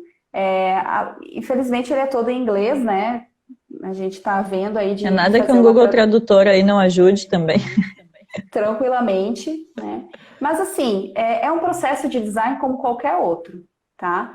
A única, por exemplo, se você pegar um processo de projeto centrado no usuário, né, é isso, assim, é você colocar o usuário. Uhum. Na verdade, você só vai estar aumentando o número de usuários do seu projeto. Então, ao invés de você trabalhar com um público específico, com uma pessoa específica, você traz mais pessoas com diversidades, né, de capacidades e de limitações, né? Esse é o intuito, assim. Então, Mas você poderia eu ia te utilizar qualquer perguntar se método. eu gosto muito do HCD, que é o Human Centered Design, né, o design centrado no ser humano. Eu ia te perguntar se Isso. ele, porque ele tem esse foco, né, de colocar o usuário do centro do processo. Então, se ele estaria equivalente, assim, para algum projeto de design inclusivo. Sim, sim. Porque eu acho que o mais importante, Mari, além da gente fazer um bom levantamento de dados, é o teste. E o Uhum. testar, né, ele está no processo de projeto no geral. A gente já deveria fazer isso. Só que a gente está Sim, esquecendo de testar com mais pessoas, né? Então, a gente abrir esse leque de pessoas com quem a gente está testando o nosso produto, né? Então, eu acho que é mais isso, assim. Ah, funcionou com uma pessoa de baixa visão. Será que funciona também com uma pessoa surda? Vai lá e testa. Ah, funcionou. Será que funciona também, sabe? Aumentar esse rol de pessoas que estão testando e opinando dentro do teu projeto, né, também. É tipo perfeito. isso. Tem a pergunta do Irandir. Considerando o índice de pessoas com deficiências, como também a relevância das tecnologias assistivas na vida dessas pessoas. Sabemos que as taxas de abandono desses produtos ainda são significativas. Na opinião de vocês, o que nós, designers, devemos fazer para sanar esse problema? Sim, realmente é assustador a taxa de abandono, né? As pessoas que têm acesso às tecnologias assistivas, por exemplo, de 10 pessoas que têm alguma deficiência, uma pessoa tem acesso à tecnologia assistiva. Então, é Nossa, uma em cada 10.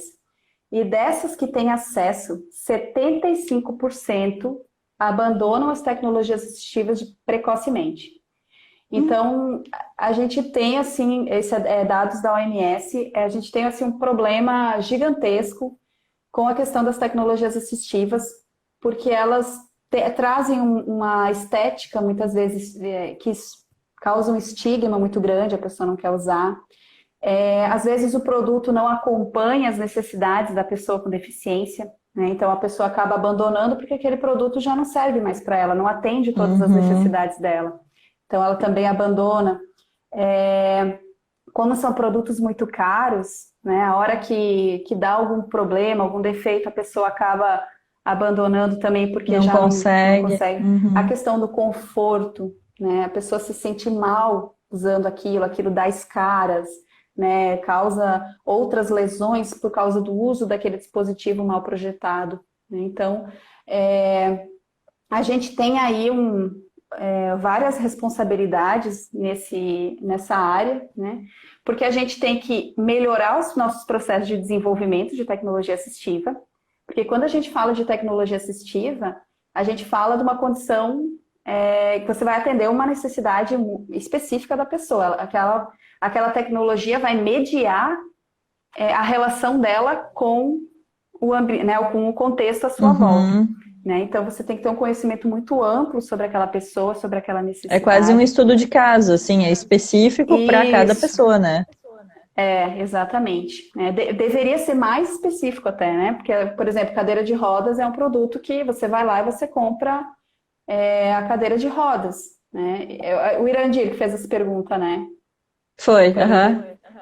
Irandir? Se é o Irandir que eu estou imaginando. Ele trabalhou com uma usuária, a Heloísa, né, que ela fazia uso da cadeira de rodas, mas não era a tecnologia assistiva ideal para ela. Ela teria que ter um produto específico para ela, para atender realmente todas as necessidades dela de dia a dia. Né? Então, isso ainda é muito complicado. A gente tem que melhorar os processos de desenvolvimento, a gente tem que melhorar a nossa comunicação com as outras áreas, né? A gente tem que conseguir conversar com outros profissionais. E a gente tem que começar também a trabalhar com mais dados, né, quantitativos. A gente tem que trazer, não só ficar no subjetivo, Ficar só no, Uhum. eu acho, eu acho, eu acho. Não, qual é o dado para isso? O quanto essa pessoa não enxerga, o quanto essa pessoa não alcança, qual é o grau, qual é o, né, fazer esse trabalho que Ter uma exige aí escala, uma. assim, né? Exatamente. E tem várias ferramentas aí para auxiliar nesse processo, né? Mas a gente. Aí o designer teria que fazer uma especialização, né? Nessa área de tecnologia Se assistiva, focar né? nisso. Aham. Isso, a pessoa não consegue só com o curso de design, assim, a graduação, ela não poderia atuar nessa área, eu acho bem difícil. Perfeito. A Dainá fez um comentário que eu não sei em que momento a gente falou, mas ela botou assim, como assim não acompanha os problemas das pessoas? Não entendi esse comentário. Será que é no sentido da evolução de alguma condição? Sim, porque assim, por exemplo, dependendo da deficiência, ela vai aumentando o grau, né? Por exemplo, um óculos. Um óculos você não usa a vida inteira, né? Assim, você tem Uhum. que ir trocando conforme muda a sua limitação, por exemplo, né? Sim, ou melhora, ou Então, piora, enfim. isso, então, a tecnologia assistiva também tem, por exemplo, você fez uma órtese para uma criança de 9 anos. Com 9 anos e meio, a órtese já vai estar assim, né? Aí com 10, com 11. Então, assim, tem produtos, alguns, né? De tecnologia assistiva que é difícil acompanhar essa evolução, assim. Eu não sei exatamente que palavra usar para explicar, né? Aham. Sim, a mudança Nossa. dessa condição, né? Ou a pessoa vai mudar de tamanho, ou essa deficiência vai se mostrar de outra forma, enfim. Isso, exatamente. Ou a pessoa, por exemplo, ela comprou um produto que era para usar no período da infância. Aí ela já está virando adolescente, aquele produto já não cabe para ela. Questão estética, questão, sabe, assim, a gente muda de roupa, Uhum. a gente compra coisas novas porque os nossos gostos mudam muito, muito rápido. Então, a tecnologia assistiva, ela faz parte da pessoa, né? Então, a gente tem que pensar assim que aquilo é como se fosse uma outra parte do corpo dela e ela quer que Uhum. aquilo Represente ela. transmita isso, represente ela, entendeu? E a gente tem pouco essa personalização do produto, né? Uhum. Essas questões, assim, que eu quis dizer, tá? Acho Perfeito. que Até nesse sentido, o professor Rafael também perguntou, ele disse, aproveitando o tema, a impressão 3D pode vir para personalizar esses produtos e diminuir o abandono? Existem pesquisas sobre isso? sim, sim, tem bastante. A tecnologia 3D, eu acho que sim, por os próximos anos, eu acredito que ela vai ser um grande marco, assim, para a gente mudar isso, né? Porque como a gente consegue fazer um produto exclusivo, né? Até com um custo relativamente menor, né? Uhum. Porque você, né, tá cada vez ficando mais barato, né? As impressões 3D. E hoje também você tem impressão 3D de tudo que é material, né? Quase. Você já tem de Exato. E de metal, tudo que você é já tem tamanho, né? de tudo que é tamanho, né? Então eu acho que nos próximos anos isso vai facilitar muito o acesso, né? E o desenvolvimento cada vez de produtos mais personalizados, né? Mais específicos, né? Então aí vai existir uma necessidade de profissionais especializados, né? Capacitados que atuem dentro dessa área fazendo esse tipo de projeto, né? Uhum. Tem um conceito que eu gosto bastante, que eu acho que tem relação, que é o da customização em massa, que tu tem uma base de um projeto, né, alguma coisa, uma estrutura, e que para cada pessoa tu consegue alterar tamanho, alterar algum acabamento, alterar material, que eu acho muito interessante, né, que é uma adaptação da produção em massa, mas focada nas individualidades, nas características específicas de cada pessoa, né? Isso. A mudança ela tem que ser em vários setores, né? Então, tipo, tudo teria que acompanhar assim essa Uhum. mudança, né? Mas eu vejo aí, eu vejo com bastante otimismo esses próximos anos, assim, né? Da gente realmente, como no Brasil isso ainda é muito novo, né? Tudo muito recente, a gente tem muito a avançar ainda nessa área, né? Perfeito. Gael mandou outra pergunta. Aquela primeira que ele fez eu já não lembro mais, eu não sei se tu lembra, Rose. Ele falou da estética, eu acho, né? A gente meio que já comentou aqui da questão do estigma, da estética, da importância. Perfeito. E agora ele pergunta qual a importância de pensar no cuidador, que também pode ter impacto em sua saúde durante o cuidado. Perfeito. Sim, Gael, isso aí o cuidador para quem não sei se, mas o cuidador é aquela pessoa, é um profissional, né? Ele não é só uma pessoa assim, ele é um profissional capacitado para prestar um cuidado a uma pessoa, né? Pode ser deficiente ou com mobilidade reduzida, né? E esse cuidador, ele passa a viver, né? Muitas vezes a vida daquela pessoa e prestando todo o suporte, né? Então, quando a gente vai projetar, principalmente um projeto de tecnologia assistiva, esse produto impacta também o cuidador, né?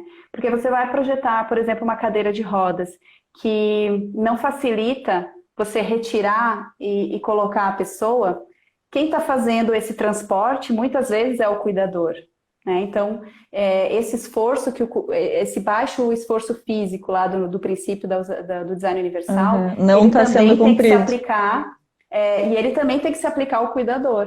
Não somente à pessoa com deficiência, mas também ao profissional ou familiar, né, que vai ajudar essa pessoa no dia a dia dela. Então, quando tecnologia assistiva, a gente é um item assim que teria que ter outra live, porque é bem específico mesmo e envolve particularidades assim que diferenciam do design inclusivo, né? Perfeito. Eu acho que o que a gente tinha mais ou menos para conversar era isso, Rose, já estamos quase a 45 minutos de novo conversando.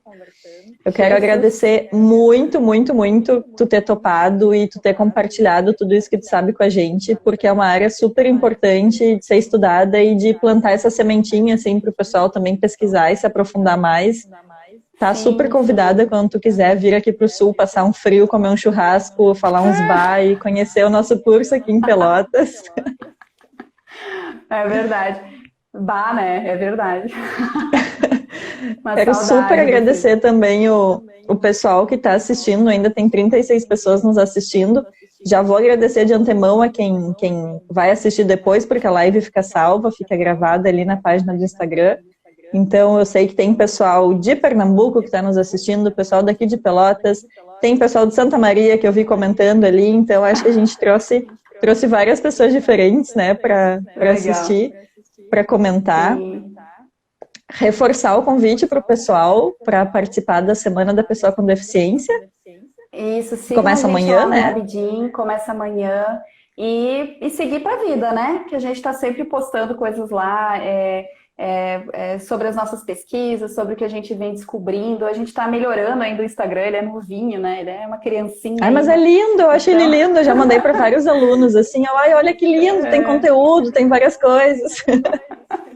A gente tem um grupo que é do projeto que a gente chama Agenda Inclusiva. Então, é eles que fazem todo o levantamento das informações, preparam o material, né? Então, assim, eu só fico monitorando ali, os alunos que... Maravilhoso. Muito, os alunos que são a luz da nossa vida, né? Que romântico, mas mas eles são maravilhosos, né?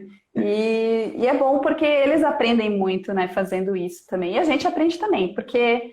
Assim, essa área tem muita coisa a ser descoberta ainda, né? O próprio termo pessoa com deficiência, ele ainda, assim, a gente já evoluiu esse termo, né? Antes era pessoa portador especial, portador, pessoa com necessidade especial.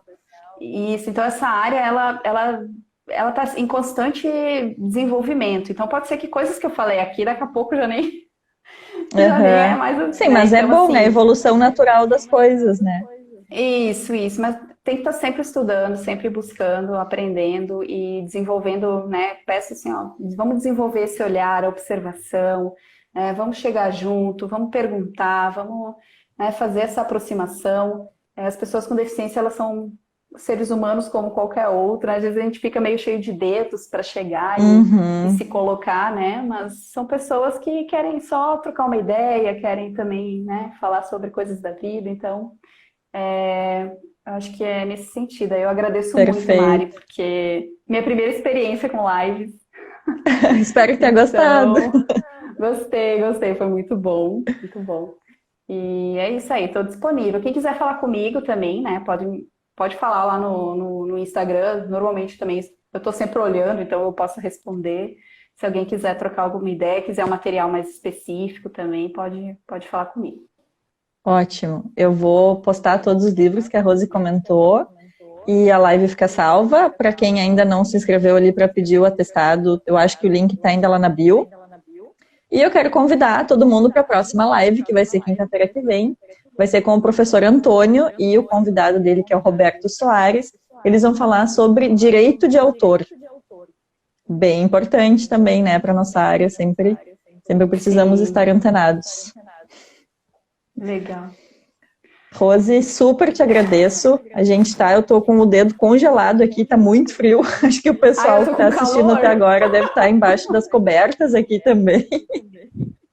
Eu tô com calor aqui, tô quase abrindo a janela. Já tá aberta a janela, pra ter uma ideia. Que coisa. E eu vi que a tua irmã comentou, porque tu é de Teutônia, né? Sim. E eu sou dali de perto, porque Roca Salles não é longe de Teutônia. Agora a gente está em extremos do país, assim. O que aconteceu, né? Essa vida louca aí, né? Nos leva para os lugares. Mas aqui é muito bom, assim. Eu te convido, né, Mari? Convido os alunos também, a hora que puderem vir aqui conhecer o Campus do Agreste. É muito, muito bom, assim, ter vários laboratórios, os projetos dos alunos, todos super atuantes. Então, a gente tinha que juntar mais nessa comunidade de designers, assim, de todos os cantos do Brasil. É verdade. Esperamos em Pelotas também comer uns doces e ficar aqui com a gente um pouco, quando puder. Sim, quando a pandemia passar.